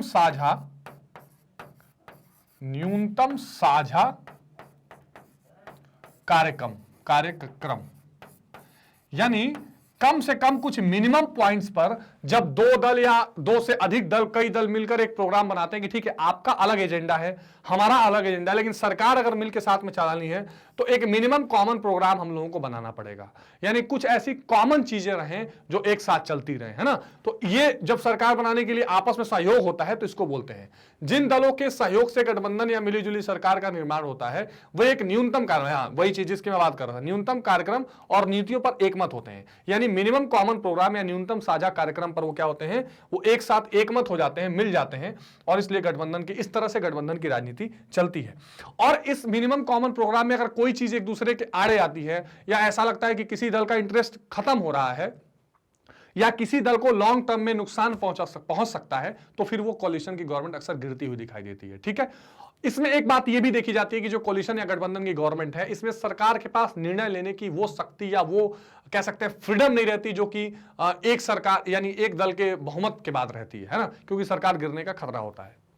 चलिए, कई बार आपने कई फिल्मों में देखा होगा और डायलॉग सुने होंगे कि मुख्यमंत्री या प्रधानमंत्री कहता है कि ये जो कुर्सी के 4 पाए हैं ये मेरे नहीं है, एक पाए एक दल के हैं, एक पाए दूसरे दल के हैं, और सब एक दूसरे की तरफ खींचते रहते हैं। तो इंटरेस्टिंग ये सिनेरियो भारत की राजनीति में देखने के लिए मिला है। अब देखिए गठबंधन की सरकारों के कुछ लाभ देख लेते हैं कि क्या फायदे होते हैं अगर गठबंधन की सरकारें मिले तो। देखिए, क्षेत्रीय दलों का प्रभाव बढ़ने से क्षेत्रीय मुद्दों का पूरा ध्यान दिया जाता है। जैसे मान लीजिए कि अगर कोई गवर्नमेंट बन रही है और उसमें कुछ रीजनल पार्टीज हैं, वो आपको सपोर्ट करके गवर्नमेंट बनवा रही है, तो बोलेंगे ठीक है आप देश के मुद्दे पर डिसीजन ले रहे हैं, लीजिए, लेकिन जो क्षेत्र के हमारे एरिया के जो मुद्दे हैं उन पे भी हम आपका ध्यान दिलाएंगे। हमारे एरिया में एक फैक्ट्री नहीं हो आपको चाहिए, हमारे एरिया का जो रेलवे स्टेशन है वहां ये ट्रेन रुकनी चाहिए, हमारे एरिया की ये पर्टिकुलर चीजें हैं। तो जो क्षेत्र की आकांक्षाएं हैं, जो क्षेत्र के मुद्दे हैं, उनको भी थोड़ा सा प्रेफरेंस मिलता है। छोटे मोटे दल की बात पे भी सक्रिय विचार किया जा सकता है। कई बार तो ऐसा होता है कि छोटे दल किसी देश के किसी कोने में पड़े हैं, चिल्ला रहे हैं, कोई सुन ही नहीं रहा है, लेकिन अगर वो सरकार के सहयोग में आ जाएंगे तो छोटे दल भी अगर कोई बात कहेंगे तो उसको गंभीरता से लिया जाएगा। गठबंधन संघवाद के अनुरूप है क्योंकि क्षेत्रीय दल केंद्र सरकार पर अपनी मजबूत पकड़ रखते हैं। संघवाद क्या है? संघवाद बोलते हैं फेडरलिज्म, एक वर्ड है, ठीक है, फेडरलिज्म, संघवाद बहुत महत्वपूर्ण वर्ड है और राजनीति विज्ञान में बहुत ही प्रासंगिक है। इसका मतलब ये होता है कि जो शक्तियां हैं या जो राज्य या सरकार है इसके अलग अलग चरण हैं या इसका विभाजन है, या आप कह सकते हैं कि केंद्र दो हैं, एक राज्य, एक केंद्र सरकार होगी, एक राज्य होगी, शक्ति के 2 केंद्र रहेंगे, विभाजन रहेगा। तो जो संघ है यानी संघ, छोटे छोटे जो स्टेट्स हैं उनको मिलाकर उनको उनके साथ आकर सरकार बनाई गई है ना। ये फेडरलिज्म भी 2 तरीके के होते हैं, कमिंग टुगेदर, होल्डिंग टुगेदर, है ना। जब कई सारे सरकार राज्य एक साथ मिल जाते हैं कि चलिए हम मिलकर एक राष्ट्र बनाते हैं, तो वो कमिंग टुगेदर फेडरलिज्म होता है जो अमेरिका में है। एक होता है होल्डिंग टुगेदर, यानी जो केंद्र होता है वो सभी राज्यों को अपने में पकड़ा रहता है कि नहीं कोई छोड़ के नहीं जाएगा, हम आपको अलग होने का अधिकार नहीं देंगे। इंडिया होल्डिंग टुगेदर फेडरलिज्म है। तो संघवाद में क्या होता है, जो राज्य और केंद्र है इसमें विभाजन है सत्ता का, तो जो राज्य की या क्षेत्र की आकांक्षाएं हैं वो इस गठबंधन के सरकार में ज्यादा ठीक से मिली हुई दिखाई देती हैं कि ठीक है क्षेत्रीय दल भी या राज्य के दल भी अगर केंद्र के सरकार के साथ मिले रहेंगे तो उनकी आकांक्षाएं भी पूरी होती रहेंगी। इसे लोकतंत्र के विकेंद्रीकरण, जिसको अंग्रेजी में कहते हैं डिसेंट्रलाइजेशन, यानी लोकतंत्र का डिसेंट्रलाइजेशन होता है। लोकतंत्र केवल केंद्र के स्तर पर नहीं रहता है, क्षेत्र के क्षेत्रीय दलों के स्तर पर भी, यानी कि पावर का शेयरिंग नीचे तक आता है ना। विकेंद्रीकरण आप समझते हैं, डिसेंट्रलाइजेशन। जैसे जो लोकल सेल्फ गवर्नमेंट है, जो पंचायत की सरकारें हैं, पंचायती राज है, नगर निगम है, ये क्या है, ये सत्ता का विकेंद्रीकरण है। राज्य सरकार, केंद्र सरकार के बाद लोकल लेवल पर गवर्नमेंट का होना। तो ये जो गठबंधन की सरकारें हैं, ये जो कोलिशन गवर्नमेंट है, ये परफेक्ट एग्जांपल है विकेंद्रीकरण का। किस चीज के? लोकतंत्र के विकेंद्रीकरण का। तो ये महत्वपूर्ण अंग है जिसको आप ध्यान, ये फायदे जब आप देखेंगे तो ये इसमें दिखाई देगा और बहुत इंपॉर्टेंट टॉपिक है ये, ठीक है। चलिए, ये लाभ हमने देखे। इसके बाद इसके कुछ दोष देखते हैं, डिमेरिट्स क्या क्या है। तो डिमेरिट्स में आप हमेशा ही 2-3 मुद्दों को ध्यान रखेंगे कि एक तो जो बड़े दल हैं या जो राष्ट्रीय दल हैं उनको नीति बनाने में या डिसीजन लेने में समझौता करना पड़ता है। कई बार जो वो चाहते हैं उस तरह के डिसीजन वो नहीं लेते हैं, क्योंकि जो क्षेत्रीय दल हैं या छोटे दल हैं वो बार्गेन करते हैं या वो दबाव बनाते हैं। वो कहेंगे आप नहीं मानेंगे तो हम अपना गठबंधन वापस कर लेंगे, अपना सपोर्ट ले लेंगे, सरकार आपकी गिर जाएगी। तो दलों के बीच आपसी सामंजस्य न होने की स्थिति में अस्थिरता का वातावरण बनता है। जाहिर सी बात है, जिस पॉलिटिकल इनस्टेबिलिटी की मैं बात कर रहा था, अगर कई दल एक साथ अब समझौता नहीं कर पाएंगे तो क्या होगा? जब समझौता नहीं कर पाएंगे तो उसमें कभी भी सरकार के गिरने का फर्क रहेगा या डर रहेगा, तो इसलिए इनस्टेबिलिटी बनी रहेगी। जो अब देखिए इसका बहुत प्रभाव पड़ता है। ऐसा नहीं कि केवल इतने तक ही सीमित है कि चलो सरकार गिर जाएगी, इससे देश के विकास पर बहुत बड़ा बोझ पड़ता है। एक, अगर सरकार बार बार गिरेगी, इलेक्शन बार बार होगा, खर्चा कितना आएगा। दो, कोई भी बिजनेसमैन, कोई भी बाहरी आदमी जो आपके देश में निवेश करना चाहता है, जो पॉलिसी बना लगाकर या बहुत लॉन्ग टर्म तक बसना चाहता है, नए नए विकास के काम करना चाहता है, उसके दिमाग में कोई कंफ्यूजन रहेगी कि भाई आज सरकार तो हमको ये चीज बोल रही है कि ऐसे इंडस्ट्री लगाइए, क्या पता ये सरकार गिर जाए, दूसरी आएगी तो हमको भगा देगी या हमारी पॉलिसी का सपोर्ट नहीं करेगी। इसके अलावा जो गवर्नमेंट इंप्लॉइज हैं, जो ब्यूरोक्रेसी है, जो एग्जीक्यूटिव के अधिकारी हैं, उनको भी लगता है कि आज हम देश में विकास की इस तरह की पॉलिसी चला रहे हैं, दूसरी सरकार आएगी पता नहीं दूसरी पॉलिसी चलाएगी तो कैसे काम करेंगे। इसलिए कम से कम 5 साल की जो स्टेबिलिटी पॉलिटिकल होनी चाहिए वो बनी रहनी चाहिए, लेकिन ये कोलिशन गवर्नमेंट में ये अस्थिरता बनी रहती है। प्रधानमंत्री की कमजोर स्थिति बनी रहती है। जाहिर सी बात है, आप देख लीजिए जितने भी मजबूत प्रधानमंत्री देश में हुए हैं, जिन्होंने बड़े फैसले लिए हैं, वो हमेशा बहुमत की सरकार वाले हुए हैं। आप देख लीजिए इंदिरा गांधी जो बहुमत में रहा करती थी, उसके बाद या थोड़े बहुत राजीव गांधी का जमाना आप देख लीजिए, उसके बाद जितने प्रधानमंत्री हुए उन्होंने बहुत बड़े बड़े फैसले आसानी से नहीं ले पाए वो, है ना। आप देख लीजिए देवगौड़ा का कार्यकाल, गुजराल जी का कार्यकाल, अटल बिहारी वाजपेयी जी का कार्यकाल या मनमोहन सिंह का जी का कार्यकाल, अगर उन्होंने कुछ फैसला लेने का प्रयास भी किया तो उसमें बहुत ज्यादा उनको क्रिटिसिज्म सुनना पड़ा या खींचतान होती रही। 2004 के बाद जब सरकार मनमोहन सिंह जी की बनी, वो परमाणु समझौता अमेरिका से करना चाहते थे, ऐसा लग रहा था कि सरकार गिर गई, आज गई कि कल गई, बड़ी मुश्किल से बची। धारा 370 जो बीजेपी का बहुत पहले से एजेंडा था, एक निशान, एक विधान, एक संविधान, लेकिन अटल बिहारी वाजपेयी 2-3 बार प्रधानमंत्री बने, हिम्मत नहीं थी छूते। कैसे छूते तो फिर जो गठबंधन की चीज जो दल थे वो हट जाते। लेकिन क्या हुआ फिर 2019 में 303 सीटें, लैंडस्लाइड विक्ट्री, खटाखट, रातों रात चेंज। तो ये स्थिरता या जो मजबूत स्थिति प्रधानमंत्री की बनने की आती है वो गठबंधन की सरकारों में नहीं हो सकती। निर्णय लेने में विलंब होता है, जाहिर सी बात है। एक निर्णय लेना होगा तो कभी उस पार्टी के अध्यक्ष के पास जाएंगे, कभी उस पार्टी के अध्यक्ष, जिन्होंने सपोर्ट किया वो बोलेगा अच्छा मेरे से पूछे भी ना, मेरे पास भी आओ। हमेशा डिले होगा और कठोर निर्णय लेने में कठिनाई होगी। दल बदल को प्रोत्साहन मिलता है, इसमें कोई डाउट नहीं है। जब कई जो दल मिलकर अगर आपको सपोर्ट करेंगे तो कभी भी नेता इस दल से उस दल में जा सकते हैं ताकि सरकार दूसरी बन जाए। वो बोलेगा हम आपको मंत्री बना देंगे, आ जाइए, छोड़ के भाग जाएगा। क्षेत्रीय दलों की अनुचित मांगे भी माननी पड़ती हैं। ऐसा भी होता है कि मान लीजिए छोटे छोटे दल आपको सपोर्ट कर रहे हैं और वो कुछ ऐसी मांग रहे हैं जो आपको, जैसे मान लीजिए कोई दल है और वो बोल रहे हैं कि नहीं ये हम इस क्षेत्र से आते हैं, हम इस क्षेत्र से आते हैं, इस राज्य का विभाजन करो, स्टेट को डिवाइड करो 2 भाग में। या बोलेंगे आप विभाजन करना चाहते हैं जो वहां के प्रगति के लिए अच्छा है तो रोकेंगे, कहेंगे हम नहीं करने देंगे। या क्षेत्र की कुछ ऐसी चीजें जो वहां पर, मान लीजिए आप वहां पे कोई डेवलपमेंट का प्रोजेक्ट लगा रहे हैं और क्षेत्रीय दलों को वहां पॉलिटिक्स अगर सूट कर रही है कि नहीं लगना चाहिए तो वो आपको दबाव बनाएंगे, आप मत लगाइए। तो बहुत सारी क्षेत्रीय दलों की ऐसी मांगे भी होती हैं। देखिए मेरिट में है कि कुछ इनकी उचित मांगे मान ली जाती हैं, और इसी तरह इसका डिमेरिट यह है कि कई बार वो ऐसी मांगे भी करते हैं जो उचित नहीं होती हैं, तो उनकी अनुचित मांगे भी क्या करनी पड़ती हैं, कई बार माननी पड़ती हैं। तो ये एक इसमें इंपॉर्टेंट बात है जो आपको ध्यान रखनी है। अच्छा, अब क्या है गठबंधन सरकार का व्यवहारिक स्वरूप। जो गठबंधनों की हम बात कर रहे थे, जो कोलिशन, जो हमने बात की थी कि कौन कौन से गठबंधन देश में इंपॉर्टेंट बने हैं, तो ये जो गठबंधन की राजनीति है इसको प्रैक्टिकल धरातल पर कब कब उतारा गया है। तो सबसे पहले इसमें राष्ट्रीय जनतांत्रिक गठबंधन, जिसको एनडीए कहते हैं, जिसको लीड कौन करती है, बीजेपी करती है, इसकी चर्चा हम करेंगे। तो 98 के आम चुनाव में भाजपा के नेतृत्व में गठित राष्ट्रीय जनतांत्रिक गठबंधन ने लोकसभा के 251 स्थानों पर सफलता मिली थी, ठीक, जिसमें अकेले बीजेपी को 182 सीटें मिली थी। तो जो 96 तक के इलेक्शन हुए थे उसमें बीजेपी गठबंधन के साथ नहीं लड़ रही थी जब देवगौड़ा पहली बार प्रधानमंत्री बने। लेकिन जब देवगौड़ा और आईके गुजराल जी के सरकार गिर गई और उसके बाद फिर जब इलेक्शन हुआ तो उस समय बीजेपी ने एक गठबंधन बनाया और वो था राष्ट्रीय जनतांत्रिक गठबंधन, ठीक। उसमें अकेले बीजेपी को 182 सीटें और टोटल उस गठबंधन को 251 सीटें मिली थी। हालांकि सरकार बनाने के लिए कम से कम 272 सीटें चाहिए। तो यहां पर फिर एआईडीएमके एक नई पार्टी थी डीएमके के अलावा, जयललिता की पार्टी, ठीक है। एआईडीएमके ने सपोर्ट किया था, सरकार चल रही थी, लेकिन बाद में फिर क्या हुआ, उसने अपना सपोर्ट वापस ले लिया और उसमें सुब्रमण्यम स्वामी जो एक बहुत प्रोमिनेंट लीडर है, उनकी बड़ी अहम भूमिका रही थी और वो सरकार गिर गई थी। 1998 में गठबंधन के प्रधानमंत्री के रूप में अटल बिहारी वाजपेयी ने शपथ ली। इस सरकार की अवधि अत्यंत संक्षिप्त थी क्योंकि अप्रैल 1999 में ऑल इंडिया अन्ना द्रविड़ मुनेत्र कड़गम, जिसको एआईडीएमके कहते हैं, तमिलनाडु की पार्टी थी, कुछ दिन पहले तक ये सत्ता में रही। पनीर सेल्वम, इसमें जयललिता मुख्यमंत्री रहे, बाद में पनीर सेल्वम मुख्यमंत्री बने और बाद में तो ये पार्टी जो थी जयललिता की, उन्होंने समर्थन वापस ले लिया। फिर इलेक्शन हुआ, फिर बीजेपी जीत कर आई। तो ये एनडीए गवर्नमेंट की देखी जाती है।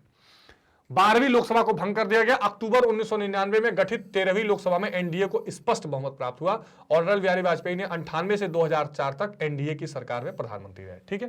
तो एक तरह से आप कह सकते हैं कि जो 96 से इनस्टेबिलिटी थी वो 99 तक जारी रही, 1999 तक जारी रही और फिर 99 से माने 98 में जो इलेक्शन हुआ था, तो 98 में इलेक्शन हुआ तभी प्रधानमंत्री थे, सरकार गिरने के बाद फिर वही बने, इसलिए 98 से 2004 तक प्राइम मिनिस्टर रहे थे संयुक्त। अच्छा, ये तो था एनडीए वाली कहानी। उसके बाद क्या हुआ कि 2004 का जब इलेक्शन हुआ तो 2004 के इलेक्शन में सोनिया गांधी की एंट्री हुई थी, ठीक है। और एंट्री तो खैर वो 99 से सक्रिय थी, लेकिन चुनाव लड़ने में मुख्य रूप से जो फेस पे, यानी प्रधानमंत्री के रूप में कोई चेहरा नहीं था, माना जा रहा था कि वो अध्यक्ष हैं और वही बन सकती हैं, हालांकि ऐसा हुआ नहीं। तो अब उसमें क्या हुआ, यूनाइटेड संयुक्त प्रगतिशील गठबंधन, यूपीए की गठबंधन बनाया गया और इसको लीड कौन कर रहा था, कांग्रेस कर रही थी। इस गठबंधन में द्रविड़ मुनेत्र कड़गम यानी डीएमके, फिर एआईडीएमके ये भी शामिल हो गई, तेलंगाना राष्ट्रीय समिति टीआरएस जिसको बोलते हैं, ठीक है, राष्ट्रीय जनता दल आरजेडी यानी कि लालू प्रसाद यादव और ये रेल मंत्री बने उस सरकार में, ठीक, nationalist Congress party NCP, Sharad Pawar की जो पार्टी है जो महाराष्ट्र में है, ये सारी पार्टियों ने मिलकर क्या बनाया, ये यूपीए यूनाइटेड प्रोग्रेसिव अलायंस बनाया था और इसको जीत भी मिली, ठीक है। बहुत ऐसा माना जा रहा था कि इंडिया साइनिंग एक नारा चल रहा था 2004 में एनडीए गवर्नमेंट का, स्कूल चले हम वाले जैसे नारे चल रहे थे इस तरह, लेकिन वो फेल हो गया और यूपीए की गवर्नमेंट आई और उस समय प्रधानमंत्री कौन बने थे, डॉक्टर मनमोहन सिंह, ठीक है। ये इंपॉर्टेंट है, आपको ध्यान रखना है। ये यूपीए गवर्नमेंट फिर रिपीट हुई और 2009 का इलेक्शन हुआ। 2009 के इलेक्शन में भी ऐसा प्रेडिक्ट किया जा रहा था कि एनडीए की गवर्नमेंट आएगी, लेकिन क्या हुआ, 2004 के इलेक्शन में कांग्रेस को केवल 145 सीटें मिली थी, लेकिन क्या हो गया था, वो सबसे बड़ी पार्टी थी और उसका गठबंधन को, पूरे गठबंधन को 219 सीटें मिली और जो वामपंथी यानी कम्युनिस्ट पार्टीज थी इनको 60 सीटें मिली। तो कम्युनिस्ट कभी बीजेपी के साथ तो जाता नहीं, तो इन्होंने इनको सपोर्ट कर दिया। कांग्रेस ने संयुक्त प्रगतिशील गठबंधन को सरकार बनाई। सन 2006 में संपन्न भारत अमेरिकी परमाणु समझौते के कारण वामपंथी पार्टियों विक्षुब्ध हो गई, लेकिन यही 2006 आते आते मनमोहन सिंह ने अमेरिका से, ये देखिए ये मनमोहन सिंह की फोटो आप देख सकते हैं, अमेरिका के साथ एक परमाणु डील ये करना चाहते थे, उस परमाणु डील के खिलाफ थी ये कम्युनिस्ट पार्टियां। तो ऐसा लगा कि ये यूपीए 1 की गवर्नमेंट गिर जाएगी, पर इन्होंने सरकार बचा ली थी। इसके चलते उन्होंने मनमोहन सिंह सरकार से जुलाई 2008 में समर्थन वापस ले लिया। ऐसा लगने लगा कि यूपीए की सरकार अल्पमत में आ गई, यानी अल्प कहते हैं माइनॉरिटी, यानी लगता है कि सरकार गिर जाएगी अब। परंतु किसी प्रकार लोकसभा में अपना बहुमत सिद्ध हो गया। और हुआ कैसे, बहुजन समाज पार्टी मायावती की बीएसपी और समाजवादी पार्टी मुलायम सिंह की, दोनों ने मिलकर इसको सपोर्ट किया। दोनों नहीं चाहते थे बीजेपी गवर्नमेंट है। अब देखिए 2009 में भी यही हुआ। 2009 का चुनाव परिणाम भी राजनीतिक स्थिरता का माहौल समाप्त नहीं कर सका और कांग्रेस के नेतृत्व में फिर एक बार गठबंधन की सरकार का गठन हुआ। यानी 2009 में भी जो है वो एक दल को बहुमत नहीं मिला। अभी भी फिर क्या हुआ, नेतृत्व में ही सरकार बनी और फिर डॉक्टर मनमोहन सिंह कौन बने, प्रधानमंत्री बने। इसको यूपीए 2 कहा जाता है। तो यूपीए 1 में काफी महत्वपूर्ण फैसले लिए थे सरकार ने, जैसे नरेगा जैसे जो right to information, MG NREGA का जो स्कीम आया, फूड सिक्योरिटी, इस फूड सिक्योरिटी एक तो एपीयू 2 में आया था, ये इंपॉर्टेंट डिसीजंस लिए थे और बड़ी अच्छी सरकार की छवि बनी थी। जिसके बाद यूपीए 2 आई। यूपीए 2 में कई घोटालों का आरोप लगा, जैसे 2G घोटाला, कोलगेट घोटाला, कई सारे घोटाले देखने के लिए मिले, ठीक है। हालांकि बाद में ज्यादातर घोटालों में कोर्ट ने कुछ पाया नहीं, लेकिन उस समय सरकार की छवि बहुत खराब हुई और 2009 के इलेक्शन जो उन्होंने जीता था, उसके बाद जब 2014 का इलेक्शन आया तो सरकार नहीं बन पाई। अब देखिए 2009 के चुनाव में एक बार फिर कांग्रेस की स्थिति सही रही। कांग्रेस को 206 सीटें मिली, इस बार बहुत ज्यादा सीटें मिली, पहले 145 मिली थी। इसने डीएमके, तृणमूल कांग्रेस, एनसीपी, झारखंड मुक्ति मोर्चा आदि के साथ गठबंधन करके उसने अपनी सरकार बना ली, ठीक है। तो कांग्रेस को 206 सीटें मिली। इसके अलावा डीएमके जो थे करुणानिधि वाली, उसके साथ तृणमूल कांग्रेस ममता बनर्जी वाली, एनसीपी शरद पवार, झारखंड मुक्ति मोर्चा जिसके शिबू सोरेन जिसके नेता हैं, ठीक है ना, शिबू सोरेन झारखंड में, इस समय वहां सरकार हेमंत सोरेन इनके लड़के हैं जो मुख्यमंत्री थे, इनके साथ गठबंधन करके अपनी सरकार बना ली। इस समय भाजपा की स्थिति कमजोर थी, बीजू जनता दल, तृणमूल कांग्रेस आदि एनडीए से अलग हो चुके थे। यूपीए गठबंधन ने एक बार फिर भारतीय राजनीतिक व्यवस्था में गठबंधन सरकार के महत्व को रेखांकित किया। तो ये जो यूपीए गवर्नमेंट गठबंधन 2009 में हुआ था, इसने फिर से सरकार बना ली और इसने ये स्थापित किया कि अभी भी देश में गठबंधन वाली ही स्थिति चलेगी, अभी क्लियर कट मेजॉरिटी वाली स्थिति 2009 तक भी देखने को नहीं मिली थी। ठीक है, ये आप ध्यान रखेंगे। अब देखिए 2014 का जो इलेक्शन हुआ वो कई मामलों में अलग हो गया और उसके सबसे बड़े नायक रहे नरेंद्र मोदी, जिनको आप फोटो में देख सकते हैं। क्योंकि आप ये कहना इसलिए आवश्यक है क्योंकि देखो 2000 का जो पूरा दशक चला, इसके पहले 90s का दशक, राजीव गांधी जो 84 में जो इलेक्शन के बाद आए थे, उसके बाद किसी भी दल ने खुद के भरोसे क्लियर कट मेजॉरिटी हासिल नहीं की थी।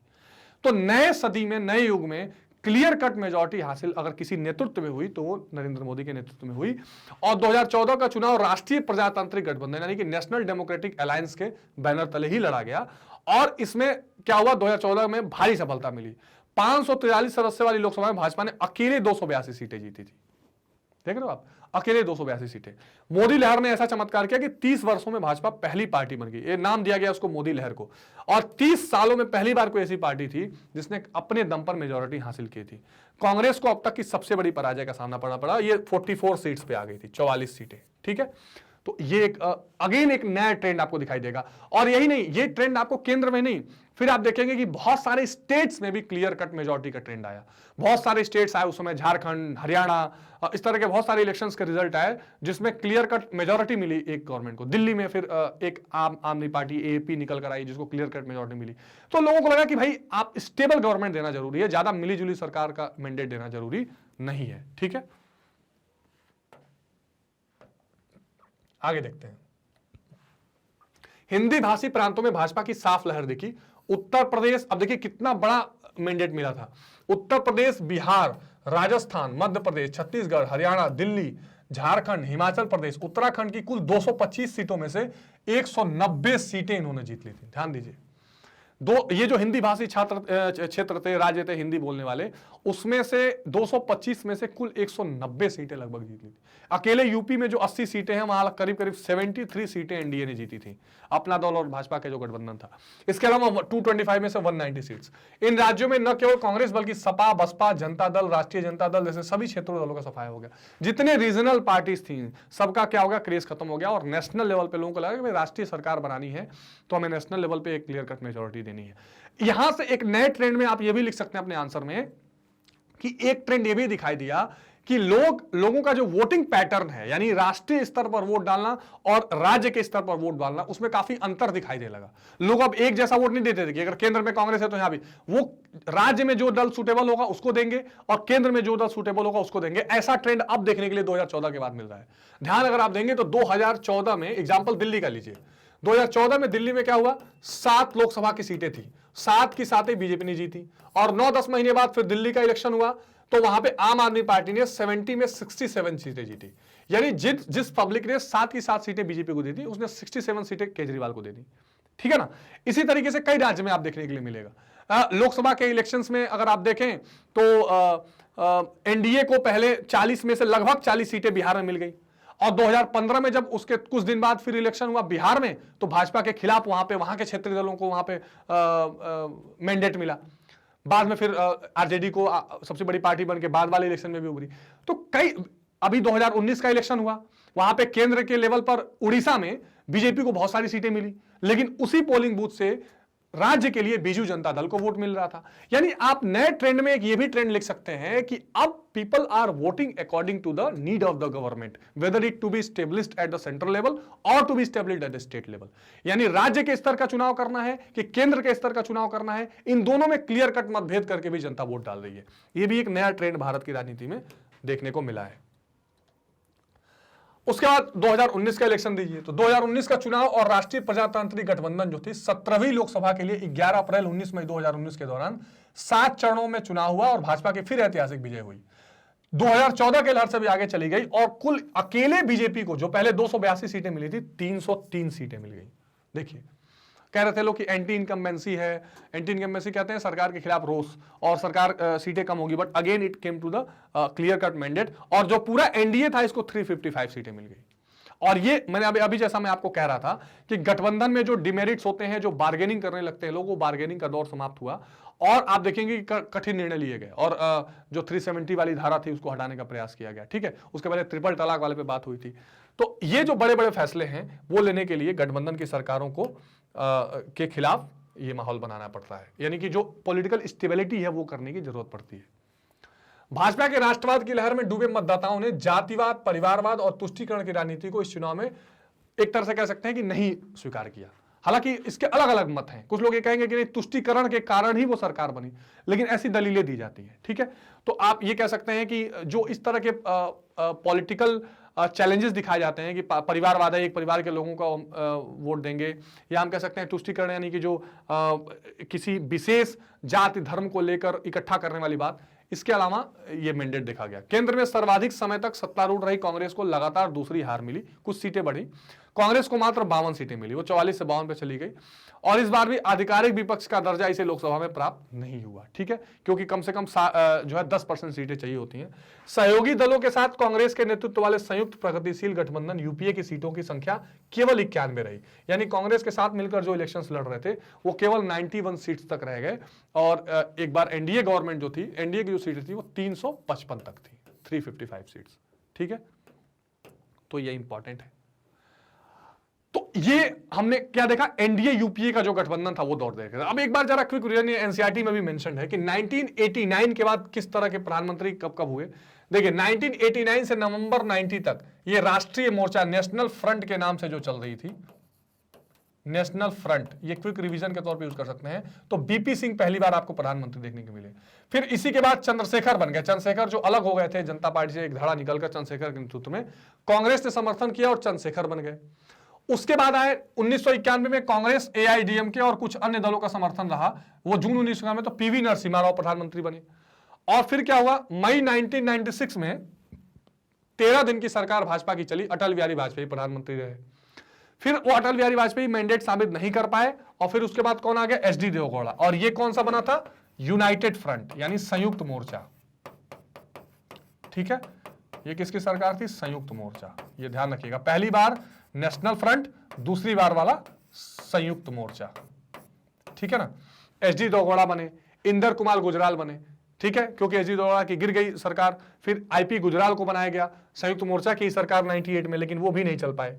उसके बाद फिर इलेक्शन हुआ 98 में और अटल बिहारी वाजपेयी, फिर 13 महीने की सरकार एनडीए की चली, 13 मंथ, और पहली बार एनडीए का गठन भी हुआ था। ठीक है, लेकिन यह भी सरकार गिर गई क्योंकि जयललिता ने सपोर्ट वापस ले लिया। फिर 99 में इलेक्शन हुआ और 2004 तक फिर यहां पर भाजपा की जो राजग गठबंधन थी यानी राष्ट्रीय जनतांत्रिक गठबंधन वो चल रही थी और 2004 तक फिर अटल बिहारी वाजपेयी प्रेसिडेंट रहे, माफ करिएगा प्रधानमंत्री रहे।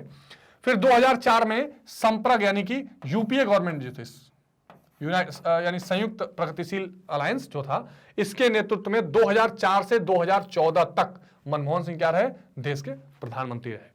और फिर एनडीए की ही सरकार 2014 में आई और 2014 से और लगभग फिर 2014 से 2019 तक, और फिर 2019 के इलेक्शन के बाद भी नरेंद्र मोदी क्या हुए, प्रधानमंत्री देश के बने।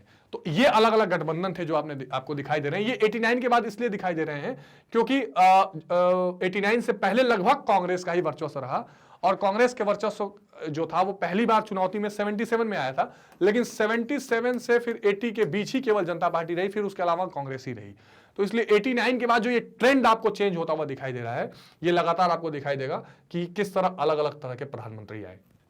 तो ये राजनीतिक रूप से आप देख रहे हैं कि किस तरह से नए नए ट्रेंड और नए नए चेंजेस इसमें आपको दिखाई दे रहे हैं। ये आपके लिए जानना इंपॉर्टेंट है। ये जो प्रधानमंत्री हैं इनका कब कब टेन्योर रह रहा है, कौन कौन से गठबंधन ये बना रहे हैं, इसके बारे में आपको ध्यान देना जरूरी है। तो एक ही हमने ये देखा कि किस तरह से एक कई दलों को मिला के गठबंधन की राजनीति, कांग्रेस गैर कांग्रेसवाद का उदय, और फिर 2019 आते आते फिर एक दल का उदय के रूप में हम इन चीजों को हमने देखा और इन चीजों को हम new trends of Indian politics कह सकते हैं, जिसकी चर्चा की। एक और ट्रेंड जो आ रहा था भारत की राजनीति में वो आ रहा था जातियों का ऊपर आना। जाति आधारित राजनीति भी थोड़ी ऊपर आ रही थी ट्रेंड, और ये आया खास करके अन्य पिछड़ा वर्ग का राजनीतिक सहभागिता बढ़ने से। बहुत सारे सुधारक चिंतक ऐसे हुए जिनको लगा कि कई ऐसे वर्ग हैं जो पीछे रह गए, उनका उदय भी होना चाहिए। इससे संबंधित एक मंडल आयोग की चर्चा हम बहुत विधिवत रूप से करते हैं। तो आइए समझते हैं कि कैसे नए पिछड़े वर्ग का भी या अन्य पिछड़े वर्ग का भी उदय हुआ, और कैसे उसने भारतीय राजनीति में एक बदलाव करने का प्रयास किया, और कैसे भारतीय राजनीति बदलती है। तो आइए देखते हैं कि आगे के परिदृश्य में क्या क्या महत्वपूर्ण बदलाव देखने को मिले। अब देखिए, ये एक बहुत ही महत्वपूर्ण भारतीय राजनीति में कंसेप्ट है, भारतीय राजनीति के जो नए ट्रेंड्स हैं उसमें इंपॉर्टेंट है, और आज भी ये इतना ही प्रासंगिक मुद्दा बना हुआ है, और वो है पिछड़ा वर्ग। ठीक है, पिछड़ा वर्ग की राजनीति। ठीक है, पिछड़ा वर्ग की राजनीति। अब देखो, पिछड़ा वर्ग की जो राजनीति है, पहले इसका उदय देखा गया कि पहले पिछड़े वर्ग का एक अपसर्ज हुआ, उदय हुआ, पार्टिसिपेशन बढ़ा, या डेमोक्रेटिक रिसर्जेंस में हम जिसको देख रहे थे कि वो राजनीतिक सहभागिता बढ़ी। बाद में इसी के केंद्र को बिंदु में रखते हुए और राजनीति भी हुई, और आगे आप देखेंगे कि जब राजनीतिक एक तरह से कह सकते हैं कि तुष्टीकरण में एक तरफ जा रही थी, दूसरी तरफ ये पिछड़े वर्ग की राजनीति देखने के लिए मिल रही थी, मंडल वर्सेस कमंडल की राजनीति देखने के लिए मिल रही थी। ये बड़ा दिलचस्प मामला है। इस अवधि का एक दूरगामी बदलाव था अन्य पिछड़ा वर्ग का उदय, ओबीसी शब्द यानी अदर बैकवर्ड क्लासेस। ठीक है, इससे विचार विवेचन की एक प्रशासनिक कोटि अन्य पिछड़ा वर्ग अथवा अदर बैकवर्ड क्लासेस का संकेत किया गया है। यानी ये जो अदर अन्य पिछड़ा वर्ग है या ओबीसी है, ये एक एडमिनिस्ट्रेटिव वर्ड भी है, मतलब सरकारी कामकाज या सरकारी जो लिस्ट आती है उसमें भी ओबीसी वर्ड लिखा हुआ आता है, या अनुसूचित जाति अथवा अनुसूचित जनजाति से अलग एक कोटि का जिसमें शैक्षणिक और सामाजिक रूप से पिछड़े समुदायों को गणना की जाती है। अब देखिए, पहले शेड्यूल कास्ट यानी कि अनुसूचित जाति, अनुसूचित जनजाति का एक अलग हिस्सा बना हुआ था, और इसकी बात, इसकी प्रासंगिकता तो अंबेडकर के जमाने से थी, और अंबेडकर ने इसके लिए वकालत भी की थी।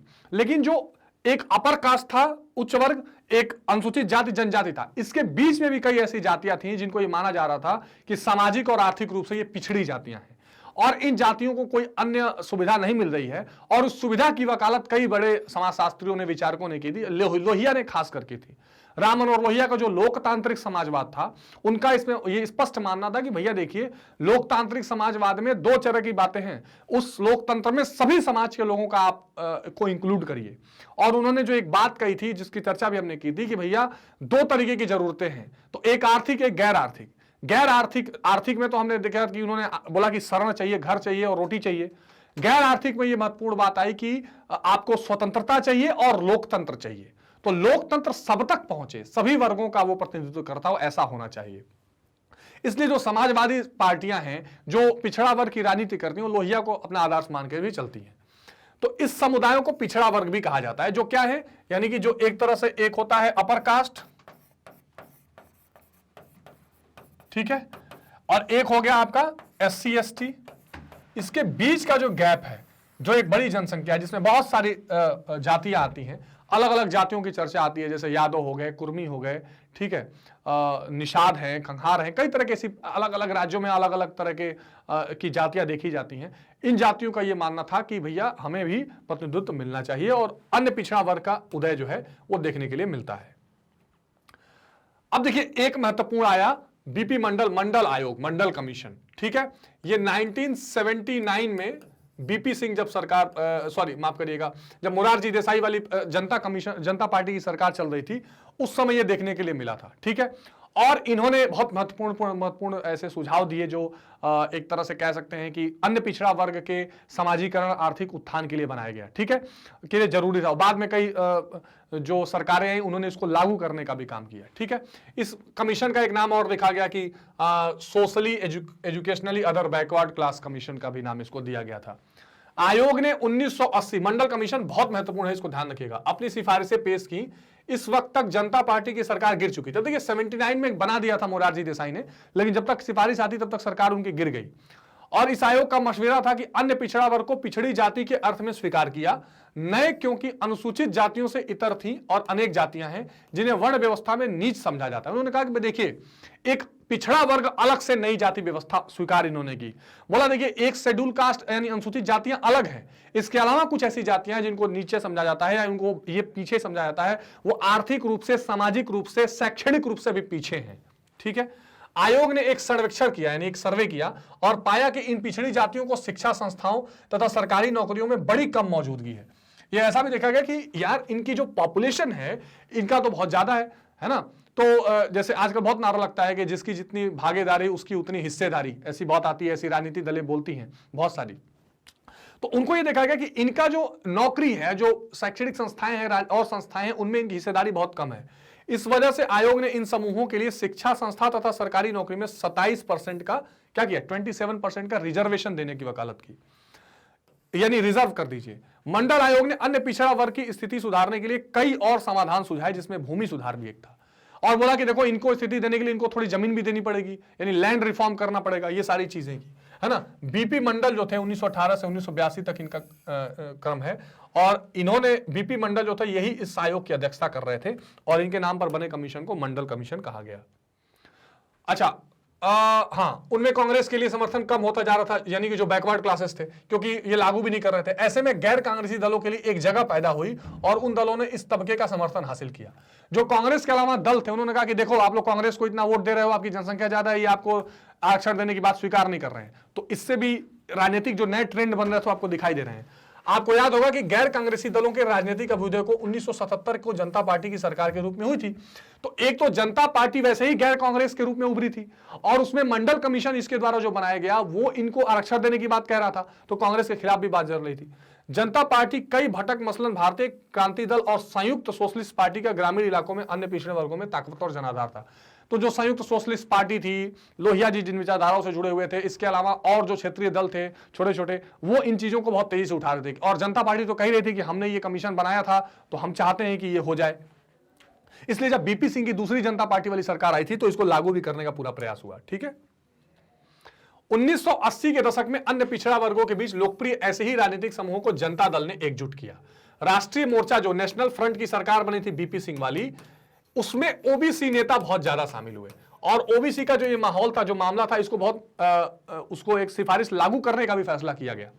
अन्य पिछड़ा वर्ग की राजनीति को सुगठित रूप से मदद लिया। और ये जो मंडल कमीशन आया ना, ये जो मंडल कमीशन की सिफारिश थी, वो बीपी सिंह की जो सरकार आई नेशनल फ्रंट वाली, उसने लागू किया, और इससे बहुत दंगे भी हुए थे, बहुत सामाजिक सौहार्द भी बिगड़ने का प्रयास हुआ। नौकरी में आरक्षण के सवाल पर तीखे वाद विवाद हुए, और अन्य पिछड़ा वर्ग अपनी पहचान को लेकर ज्यादा सजग हुआ। तो अन्य पिछड़ा वर्ग जो और वर्ग थे वो चाहते थे कि नहीं, नौकरी में आरक्षण क्यों मिलना चाहिए, ये आरक्षण के खिलाफ काफी ज्यादा रोष प्रकट हुआ, बहुत सारा लड़ाई झगड़ा हुआ, लेकिन अंत में ये सिफारिश लागू कर दी गई और आरक्षण प्राप्त भी होता है। इस दौर में अनेक ऐसी पार्टियां आगे आई जिन्होंने रोजगार और शिक्षा के क्षेत्र में अन्य पिछड़ा वर्ग को बेहतर अवसर उपलब्ध कराने की मांग की। इन दलों का कहना था कि भारतीय समाज में अन्य पिछड़ा वर्ग का एक बड़ा हिस्सा है, और इसे देखते हुए अन्य पिछड़ा वर्ग का शासन में समुचित प्रतिनिधित्व होना चाहिए, ऐसा उनका मानना था। बहुत सारी पार्टियां थी जो एक तो कांग्रेस के खिलाफ मौका भी ढूंढ रही थी। अच्छा, कांग्रेस इसको इसलिए लागू नहीं कर पा रही थी क्योंकि कांग्रेस में शुरू से ही एक तो अपर कास्ट के लोगों का काफी रहा उसमें संगठन में। हालांकि ऐसा नहीं कि बाकी लोग नहीं थे, और भी थे। एक छोटा कारण ये था। दूसरा कारण ये था, प्रमुख था, कि भाई मंडल आयोग को बनाया जनता पार्टी की सरकार ने था। अब अगर कांग्रेस मान भी लेती तो क्रेडिट फिर भी जनता पार्टी को मिलता। मंडल आयोग की रिपोर्ट को लागू करने पर राजनीतिक माहौल गर्म उठा और जगह जगह पर विरोध प्रदर्शन होने लगे। बहुत सारे विरोध प्रदर्शन हुए और बहुत सारे इसके खिलाफ में बातें भी चल रही थी। महत्वपूर्ण बात है, दक्षिण के राज्यों में अगर बहुत पहले से नहीं तो कम से कम 1960 के दशक में अन्य पिछड़ा वर्ग के लिए आरक्षण का प्रावधान चल रहा था। बहरहाल यह नीति उत्तर भारत के राज्यों में भी लागू नहीं थी। सन 77-79 को जनता पार्टी की सरकार के समय उत्तर भारत ने पिछड़े वर्ग के आरक्षण के लिए राष्ट्रीय स्तर पर मजबूती से आवाज उठाई, और बिहार के मुख्यमंत्री उस समय कर्पूरी ठाकुर को बहुत महत्वपूर्ण माना जाता है इस बात के लिए, इस दिशा में अग्रणी थे। उनकी सरकार ने बिहार में ओबीसी को आरक्षण देने के लिए नई नीति लागू की। इसके बाद केंद्र सरकार ने 1978 में एक आयोग चढ़ाया। अब देखिए, ये सबसे पहले ये जो सारी समस्या हुई थी, पहले ये जो बात शुरू हुई वो दक्षिण के राज्यों से हुई। दक्षिण के राज्यों में ओबीसी वर्ग को आरक्षण मिलना शुरू था। बिहार में जो कर्पूरी ठाकुर की सरकार थी, कर्पूरी ठाकुर ने यह पहले से ही लागू कर दिया था बिहार जैसे राज्य में कि हमारे यहां जो राज्य में नौकरियां होगी उसमें ओबीसी यानी अदर बैकवर्ड क्लासेस को हम आरक्षण देंगे। लेकिन पूरे देश के स्तर पर यह नहीं था, इसलिए 78 में जो जनता पार्टी की सरकार थी उन्होंने आयोग बनाया 79 के आसपास, और मंडल कमीशन ये बनाया गया। ये इंपॉर्टेंट देखने के लिए मिलता है। और बाद में ये लागू पूरे देश में हुआ। जब 1989 में बीपी सिंह वाली गवर्नमेंट आई थी तो पूरा इसको लागू हुआ। ठीक है। इसके जिम्मे पिछड़ा वर्ग की स्थिति को सुधारने के उपाय बताने का काम सौंपा गया। किसको? मंडल आयोग को। बोला गया भाई आप बताइए कैसे पिछड़ा वर्ग को हम ठीक कर सकते हैं। आजादी के बाद से दूसरा अवसर था जब सरकार ने ऐसा आयोग नियुक्त किया था। इसी कारण आधिकारिक रूप से इस आयोग को दूसरा पिछड़ा वर्ग आयोग भी कहा जाता है। एक और आयोग बनाया गया पर वो उतना सफल नहीं हुआ, दूसरा पिछड़ा वर्ग आयोग कहा। आमतौर पर इस आयोग इसके अध्यक्ष विदेश्वरी प्रसाद मंडल के नाम पर मंडल कमीशन इसको कहा जाता है। ठीक है, वैसे इस कमीशन का नाम था socially educationally other backward classes commission, लेकिन क्योंकि इसके हेड थे बिंदेश्वरी प्रसाद मंडल, बीसी मंडल जिनको कहा जाता है, इसलिए इसको मंडल कमीशन कहा जाता है। मंडल आयोग का गठन भारतीय समाज के विभिन्न तबकों के बीच शैक्षिक और सामाजिक पिछड़ेपन की व्यापकता का पता लगाना था। इसको कहा गया कि आप पता लगाइए कि कितना सामाजिक पिछड़ापन है, कितना शैक्षणिक पिछड़ापन है, इस बात का पहले पता लगाइए और इसके पहचान के तरीके बताए गए। आयोग ने यह भी अपेक्षा की गई कि वह इन वर्गों के पिछड़ेपन को दूर करने का उपाय भी बताए। ये सबसे मेन बात थी, केवल ये मत बताइए कि कितना पिछड़ापन है, बताइए कैसे ठीक किया जाए। तो उसने एक प्रमुख बात बताई कि भैया एक तो आप 27% का रिजर्वेशन दो इनको। ठीक है, ये उपायों में ही शामिल था जो लागू भी किया गया। बीपी मंडल 1918 से 1982, अब ये बीपी मंडल के बारे में बात है। 1967 से 70 तथा 77 से 80 के में बिहार में सांसद चुने गए। ठीक है, हाँ, ये मतलब कि मेंबर ऑफ पार्लियामेंट रह चुके थे। राष्ट्रीय पिछड़ा वर्ग आयोग की अध्यक्षता भी इन्होंने की थी। देखिए एक नेशनल लेवल पिछड़ा वर्ग आयोग भी है। ठीक है, इन्होंने उसकी अध्यक्षता की थी और पिछड़ा वर्ग को आरक्षण देने की सिफारिश बिहार के समाजवादी नेता 1968 में शाह तक बिहार के मुख्यमंत्री पद पर रहे, 1977 में जनता पार्टी में शामिल हो गए थे। तो ये महत्वपूर्ण बीपी मंडल की बात थी। 1990 के अगस्त में राष्ट्रीय मोर्चा की सरकार में मंडल आयोग को सिफारिशों में से एक को लागू करने का फैसला किया गया। यह सिफारिश केंद्रीय सरकार और उसके उपक्रमों की नौकरियों में अन्य पिछड़ा वर्ग को आरक्षण देने से संबंध में थी। तो 1990 में जो नेशनल फ्रंट की गवर्नमेंट थी बीपी सिंह की, उन्होंने फैसला किया कि ठीक है, हम जो नौकरियों में आरक्षण देने की मांग थी उसको स्वीकार करते हैं। सरकार के फैसले से उत्तर भारत के कई शहरों में हिंसक विरोध का भी माहौल देखा गया। ठीक है, तो ये बीपी मंडल के आयोग जिसके बारे में हम चर्चा भी कर रहे थे। इस फैसले को सर्वोच्च न्यायालय ने भी चुनौती दी गई और यह प्रकरण इंदिरा साहनी केस के नाम से प्रसिद्ध हुआ। ये बहुत महत्वपूर्ण केस है। इंदिरा साहनी केस जो था उसके नाम से इसको चैलेंज किया गया और सरकार के फैसले के खिलाफ अदालत में जिन लोगों ने याचिका दायर की थी उनमें से एक का नाम इंदिरा साहनी था। तो इंदिरा साहनी वर्सेस अदर्स था ये। तो इंदिरा साहनी ने भी चैलेंज किया था कि सरकार ये गलत कर रही है। 1997 के नवंबर में सर्वोच्च न्यायालय ने सरकार के निर्णय को सही ठहराते हुए अपना फैसला सुनाया। राजनीतिक दलों में इस फैसले का क्रियान्वयन के तरीके को लेकर कुछ मतभेद था। अब देखो, राजनीतिक दल ठीक से बोल भी नहीं पा रहे थे। सपोर्ट करते तो अपर कास्ट के लोग खिलाफ चले जाते, नाराज अगर नहीं सपोर्ट करते तो बैकवर्ड क्लास के लोग उसमें वोट नहीं देते। बहरहाल अच्छा, ये जो 1997 के आसपास फैसला आया उसी समय आप देख रहे होंगे कि जनता पार्टी का विभाजन होकर कई क्षेत्रीय दल बन रहे थे और क्षेत्रीय दल में मुलायम सिंह यादव, लालू प्रसाद यादव, ये लोग पिछड़े वर्ग की राजनीति ही करते थे। तो ये कैसे विरोध करते? बहरहाल अन्य पिछड़ा वर्ग को आरक्षण देने के मसले पर देश के सभी राजनीतिक दलों में सहमति थी। तो सब चुप चुप करते हैं, हाँ ठीक है मिल जानी चाहिए, क्योंकि कोई इतने बड़े जनसंख्या का विरोध नहीं झेलना चाहता था। ठीक है, तो ये महत्वपूर्ण नए ट्रेंड्स में इसका भी आप ध्यान रखेंगे कैसे मंडल आयोग ने इसमें अपना एक भूमिका निभाई। तो मंडल आयोग भारत के राजनीति में एक बहुत प्रमुख रोल अदा करता है। अगर भारतीय राजनीति शास्त्र पढ़ेंगे, भारत के स्वतंत्र भारत में राजनीति को जब आप करेंगे तो आप पाएंगे कि जब जनता पार्टी गैर कांग्रेसवाद की पहली सरकार बनी तो 1979 के आसपास मोरारजी देसाई ने इस मंडल का गठन किया था और इस गठन के बाद ये बताया गया कि कैसे ओबीसी को आरक्षण दिया जा सकता है, ओबीसी के या अदर बैकवर्ड क्लासेस की जो शैक्षणिक आर्थिक पिछड़ापन है उसका पता लगाया जाए, उसको दूर करने के उपाय बताए जाए। उसमें से एक 27% आरक्षण देने की सिफारिश आई, जो दोबारा जब जनता पार्टी नेशनल फ्रंट की सरकार बनी बीपी सिंह के नेतृत्व में तो इसको लागू भी किया गया। कोर्ट में इंदिरा साहनी केस के नाम से इसको चैलेंज किया गया, पर जब इसका जजमेंट आया तो इसको ठीक माना गया। ठीक है, तो ये नए ट्रेंड्स में आपको ध्यान रखना है। तो इतने सारे नए ट्रेंड्स हमने देखे, भारतीय जनता पार्टी का उदय, जनता पार्टी का उदय, उसके अलावा जो नए गठबंधन की राजनीति शुरू हुई उसके फायदे और नुकसान, यूपीए गठबंधन, एनडीए गठबंधन, मंडल कमीशन, ये सारी चीजें आप बार बार रिवाइज करते रहिए जो आपके चैप्टर के लिए इंपॉर्टेंट है। ठीक है स्टूडेंट्स, एक और इंपॉर्टेंट इंफॉर्मेशन कि देखिए हमारा जो वेबसाइट है magnetbrains.com, वहां जाकर भी आप 100% फ्री एजुकेशन के फायदा उठा सकते हैं। वहां जाकर आप वेबसाइट को खोलेंगे तो सीबीएसई या स्टेट बोर्ड हिंदी मीडियम आपको ऑप्शन मिलेगा। इसमें जाकर आप मेरे साथ, अवनीश त्रिपाठी के साथ राजनीति विज्ञान, समकालीन विश्व राजनीति या स्वतंत्र भारत में राजनीति, कोई भी एक सेलेक्ट करके आप वहां से क्लास 12 सेलेक्ट करके अपनी पढ़ाई कर सकते हैं हिंदी माध्यम में। और सभी जितने चैप्टर्स हैं उन सब के आपको सीबीएसई पर आधारित पूरा पाठ्यक्रम, स्टेट बोर्ड पर भी एनसीईआरटी, विषय का पूरा विवरण, सभी अध्याय का सारांश, एनसीईआरटी का समाधान, संपूर्ण अध्याय का वीडियो, एक बार में संपूर्ण अध्याय का हल, बहुविकल्पीय प्रश्नों का हल, ये सारा फुल कोर्स आप बिल्कुल फ्री, यानी फ्री ऑफ कॉस्ट पूरी पढ़ाई कर सकते हैं। ठीक है, magnetbrains.com पर जाकर। तो बिल्कुल भी लेट मत करिए, जरूर जाइए, वहां से अपनी पढ़ाई को कंटिन्यू करिए और इस तरह से आप वीडियो स्टार्ट करके वहां से अपनी पढ़ाई आप कर सकते हैं। पाठ्यक्रम का परिचय और सिलेबस ओवरव्यू से स्टार्ट कर सकते हैं और सारे चैप्टर्स को वहां से आप पढ़ सकते हैं। ठीक है, तो बहुत महत्वपूर्ण यह है, बिल्कुल फ्री एजुकेशन के लिए। और ज्यादा से ज्यादा इस वीडियो को शेयर करिए, लाइक करिए, सब्सक्राइब करिए और अपनी पढ़ाई को जारी रखिए। ठीक है, कक्षा 6 से 12वीं तक की पूरी ऑनलाइन शिक्षा बिल्कुल 100% फ्री आपको प्रोवाइड की जा रही है। इसको बिल्कुल मत चूकिएगा और इस सभी कोर्स का, सभी पाठों का समुचित तरीके से अध्ययन करने के लिए, निःशुल्क अध्ययन करने के लिए magnetbrains.com पर जाइए, अपनी पढ़ाई करिए। मैग्नेट ब्रेन्स हिंदी का जो यूट्यूब चैनल है उसको भी लाइक, शेयर और सब्सक्राइब करिए और जरूर ज्यादा से ज्यादा लोगों तक इसको पहुंचाइए ताकि इस तरह के इंपॉर्टेंट वीडियोस और भी चैप्टर से संबंधित आपको मिल सके, जिससे आप अपनी पढ़ाई स्ट्रांग बना सकें। ठीक है, तो स्टूडेंट्स जरूर मिलते हैं आप अगले वीडियो में, अगले चैप्टर्स, अगले टॉपिक के साथ। तब तक बार बार रिवाइज करिए, अपना बहुत ध्यान रखिए। Take care, good bye.